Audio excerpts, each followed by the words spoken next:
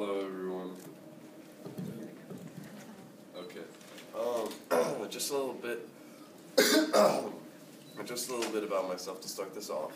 I'm currently a sophomore at Sourton Area High School, and I'm interested in two things that I want to go into for future careers. One is physics. I want to potentially be a theoretical physicist, and the other is business. My dad's very involved in business, and he's talked to me a lot about it, and I find it very interesting. And I'll actually talk about physics during my speech. And also another thing, I currently have a cold right now, so my nose is a little runny. So I apologize in advance if I have to pause in the middle and wipe my nose, but I have an army of tissues at the ready. In my grade, there's a Chinese student who works diligently every day to keep his grades up. When inquired as to why he does so, he responds with, "My parents put an extreme amount of pressure on me to succeed in school. The stereotypes are true." This student defines themselves by other people's thoughts these other people don't have the right to think of them. And the student's individuality is being squashed by the general population's insensitivity. You cannot define someone by what they look like or what culture they come from. But this bad habit, this judging of ours, is not entirely our fault. It has grown out of pop culture. Many of you may have seen the movies Mulan or Shanghai Nights. Both of these movies depict China in a stereotypical sense, often shining it in a negative light. In Shanghai Nights, Jackie Chan refuses to return to China because he believes life in China was too strict. This erroneous assumption that the Chinese lifestyle is this way because I've seen it in a movie can only be combated by traveling to China and seeing the country firsthand. Yet when one does so, they often tend to hang around touristy areas, which are subject to a process known as commercialization. These areas are surrounded by a sort of fake culture.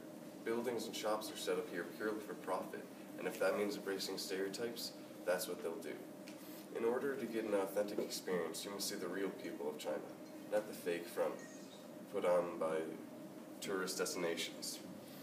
I too was fooled by the tourist facade and pop culture. But this program has really opened my eyes. I have bonded with students halfway across the globe, and that has really inspired me to fight stereotypes in my everyday life. For the past 2 years, I've been a part of a club known as the Academic Decathlon. In the Academic Decathlon, students from a variety of schools are quizzed on a wide array of subjects based on a selected topic. This past year, the winning team at States had 5 Asian team members out of 9 team members total. After the winning team was announced at States, the other teams were complaining, saying that they only won because they're Asian. They had an unfair advantage. How can we be expected to compete with them? To be honest, I was completely shocked by this reaction. What the other teams didn't realize was that they won because they worked harder and were more motivated, not because they're inherently better than them at academics because they're Asian. Being elected team captain of the Academic Decathlon team next year, I believe I will have the ability to influence my team members in such a way that these stereotypes will not be brought up in any way, shape, or form. Another way that I can combat these stereotypes is through school in general. When people used to tell me racist Asian jokes at lunch, I would laugh because I didn't know any better.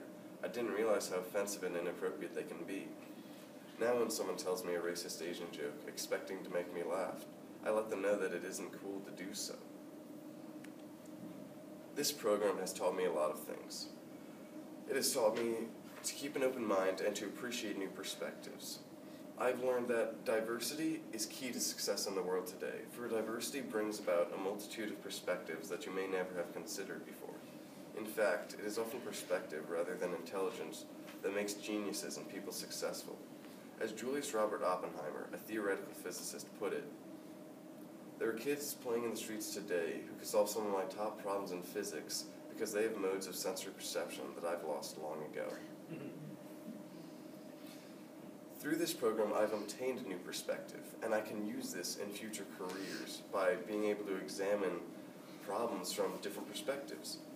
I want to be a theoretical physicist when I grow up because I find quantum mechanics a very interesting field of theory and I want to be involved.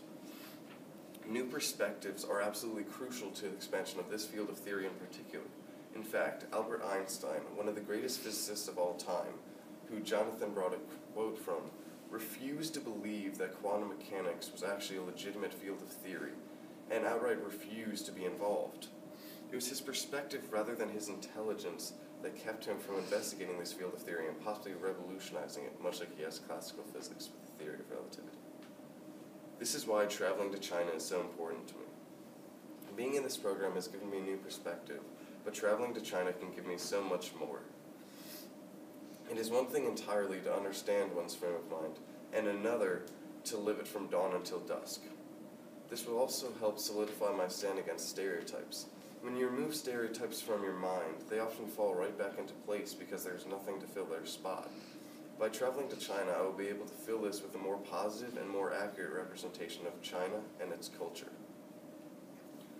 This will also help me rid other people of stereotypes, because I will be able to inform them of how Chinese people actually go about their lifestyle and their culture. Thank you all for coming here tonight to the Burlesque House. I hope you've had a wonderful evening so far and will continue to have a wonderful night. Thank you.